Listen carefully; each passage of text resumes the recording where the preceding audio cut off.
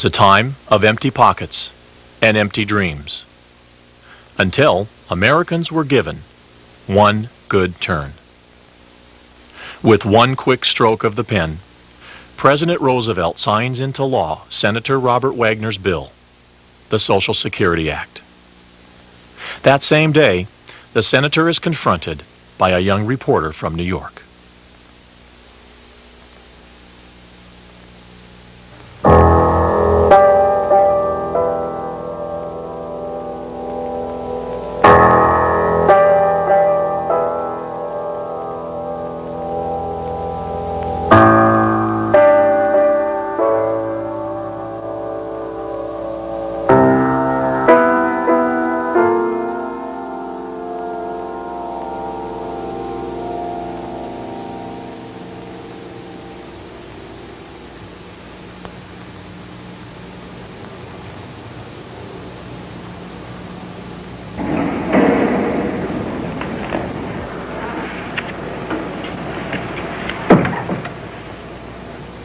Who is it?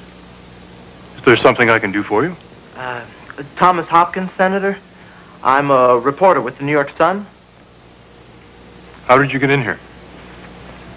Well, I've been in the building since session adjourned, Senator, waiting to speak with you. That door is supposed to be locked. Well, it wasn't. Interviews are by appointment only.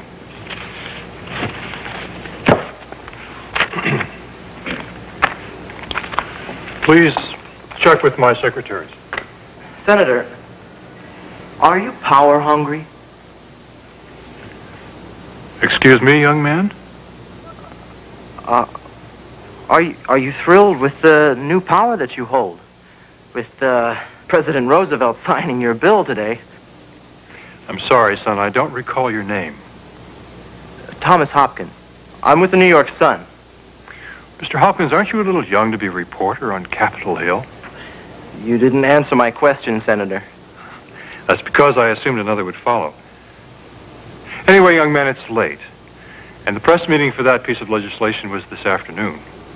All of the specifics were discussed then. Now, if you'll excuse me. Senator Wagner, I have some questions that only you can answer. Mr. Hopkins, if you'll please call one of my secretaries and make an appointment, I'd be more than happy to give an interview. Is your better ordered society better for the future of this country? I'm sorry, we must have a misunderstanding. Now, it's late. You sneak up on me. You ask me some very rude questions, which I promise to answer at a later and appointed time. Yet you persist. Just answer this one question, Senator. Is your better ordered society better for the future of this country? That's a quote from Secretary of Labor Perkins in reference to your bill. Where have you been these past few months, Hopkins? Don't you read your own newspaper? This bill is a landmark, signed unanimously by both houses and signed by President Roosevelt himself today. It's on record. Sound movie cameras and everything. Now, it's been a long day. And the last thing I need is some wet behind the ears newsboy giving me a bad time about a bill which has shattered party lines and been supported by nearly every public figure and newspaper in this country. You'll find no story here, young man. Ah, that's just it, Senator. There is no story, nor has there ever been, from all that I've seen and read. Your bill is as grand and powerful as anything to ever land on President Roosevelt's desk, signed into law with one quick stroke of the pen. But there's been no rebuttal. And you're here to rebut the bill? Now? No, sir. I'm here to ask you some questions that might uncover for our readers what injustice, if any, might have been served them with the passage of this bill. Injustice? Yes, sir. I'm not one who usually advocates sophomoric journalism, Mr. Hopkins, but in your case, I'll make a quick exception. Are you ready? Or you may print this. While the horrors of the Depression are still fresh upon our memory, we are taking decisive steps to set aside its lingering aftermath, to prevent its recurrence, and to set up safeguards for those who may be injured in the future from economic forces beyond individual control.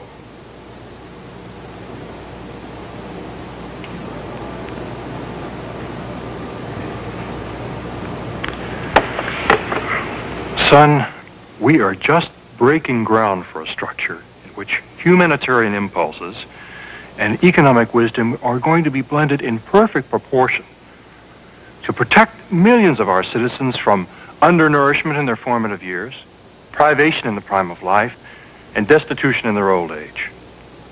So you see, Hopkins, there are no injustices. Senator, there are always injustices when money is taken from one and given to another through the power of law. You know, I always thought you newsmen were only interested in the facts, the who's, what's, why's, and so on. It's so rare to meet one who concerns himself with social philosophies. If I may be straightforward, Senator. You may. I think your bill is outright theft. You may call taxation theft if you will, but it's how the money is distributed that's the main issue. And in this case, it's an act of generosity. I would argue that a nation cannot be generous to anyone. Only people can be generous. Don't be absurd. We are a nation of people. Senator, I don't think that generosity is a collective trait. It's a human, individual trait. There doesn't seem to be any generosity involved in you imposing taxes on me to help whomever you choose. That's not generosity, Senator. That's socialism. You may call it socialism or communism or what you will, Mr. Hopkins. Your opinion is your own. But it's what we've come to in modern industrialized society. Are you saying that our country is headed towards a communist system? Certainly not. We are helping those now so that they may become self-sufficient in the future. But in doing so, you and your colleagues have taken what your fathers would have considered a tolerable and charitable act of helping others to help themselves and turned it into a mandatory act of social justice. Tell me, Mr. Hopkins, where did you receive your education on my father's philosophy of social justice? Georgetown University, class of 31. You trouble me, Mr. Hopkins. If you are a representative of the young generation, are you all of such social conscience? Why aren't you in Western Europe, covering stories of much greater social change? Don't you think that Hitler spreading Nazism to Austria and Hungary is a bit more worthy of your probing social questions than a bill which merely proposes to aid 30 million Americans? Half the reporters on the New York Sun are covering Hitler's movements in Europe. Now, I think you're right, Senator. Your bill is a milestone in America's changing social values. But is your bill representing our social change, or is it forcing social change upon us? Who is the jobless worker, Mr. Hopkins? Who is the uneducated youth, the widowed mother, the man or woman who is either too sick or too old to work? Are they the enemies of this country? Or are they people of flesh and blood with hopes and aspirations who want to preserve America for themselves and their children? It is for these people that I am pleading, Mr. Hopkins. I simply want to see them get an opportunity in life. Because I love this country, which gave me an opportunity and to which I owe everything I have. Now, print that, Mr. Hopkins. Senator Wagner, I, too, care about these same people. I also believe that I understand the love that you have for this country and your gratitude for being given the opportunity to work hard and achieve your success. But in handing these people money, aren't you taking away opportunity and replacing it with a dependency? We are of two very different political philosophies, Mr. Hopkins. Yes. Mine is based on individual self-reliance. And yours holds that the individual is incapable of taking care of himself. And therefore needs another group of people to protect him from the vicissitudes of life. Vicissitudes. You heard FDR's speech as well. Mr. Hopkins, no longer are you an amusement. You have become an annoyance. If you will please excuse me. Senator! Good night, Mr. Hopkins. Don't you think, Senator, that our differing values are at the root of our nation's economic problem? I suppose differing values are one of the tragedies of man. Now, Hopkins, will you please? But the tragedy is that men will not discuss their differences. In my opinion, there is no story in our differences. I think there is. Here is my card, Hopkins. Call this... What on earth do you think you're doing, young man? This. I don't know what kind of childish game you're playing, but unless you return my billfold to me, you will not be working for the New York Sun or any other respectable newspaper again. Your billfold, your money, right, Senator?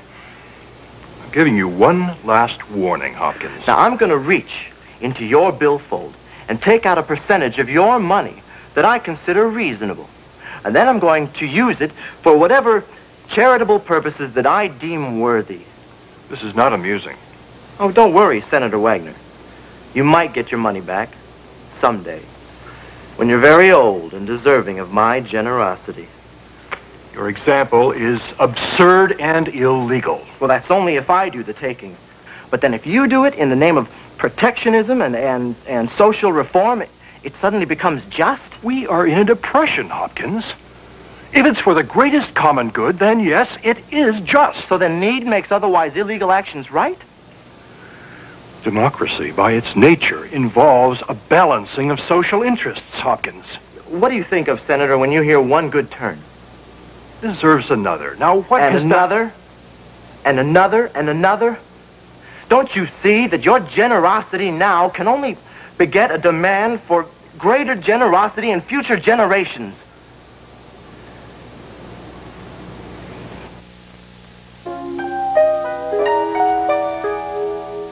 In 1936, the Social Security Board stated, "For the next 3 years, your total contribution will be $60 per year, one half from you and the other half from your employer.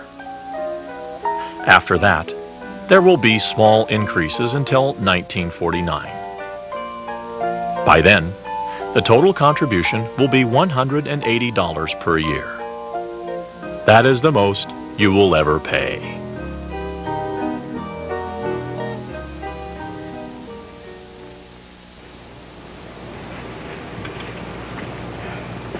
Senator, I realize that we're in a depression, and we're all concerned about our current situation. I know that I'm lucky to have a college education and a job.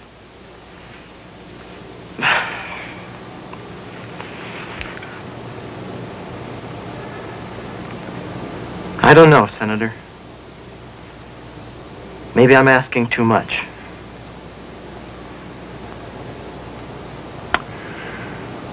Follow me, please, Mr. Hopkins.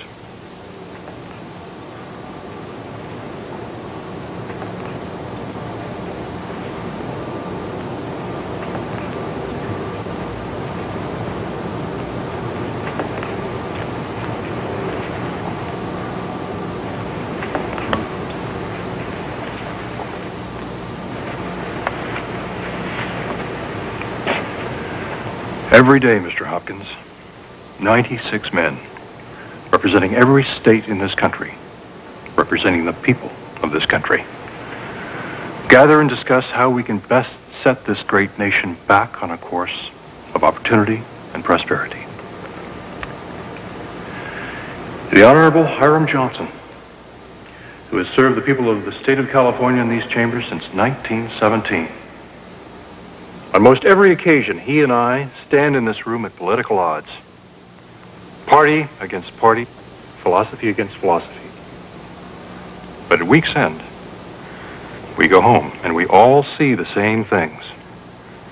Joblessness, hunger, illness. There is a definite loss of pride amongst the people we represent. Mr. Hopkins, do not lead yourself to believe that other men have not stood where you stand now and expressed your same fears. But in the final analysis, we have realized and accepted the responsibility to give charity to a nation in need. You're giving the people what they want. Yes.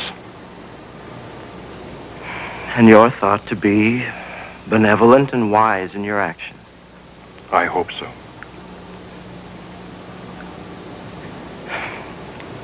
Senator, right now, in Russia, Stalin is giving his people a direction and a leadership that they want. And they love him. In Germany, Hitler is giving a philosophy-starved nation what they want. And they love him. And here at home, in America, you're generously giving an economically starved nation the jobs and money that they want. And they love you. You dare? I'm scared, Senator Wagner. With the passage of this bill, this elected body has ventured into areas of power not even mentioned in the Constitution.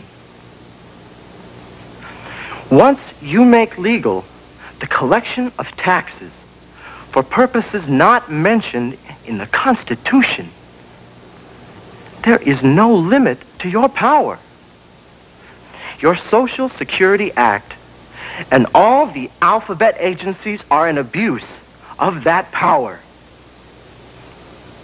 Once the dam breaks, Senator, there is no stopping the flood.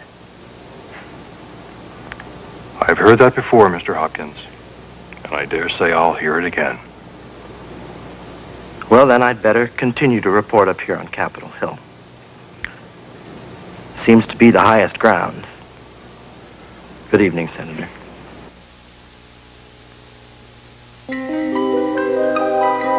The year is 1990.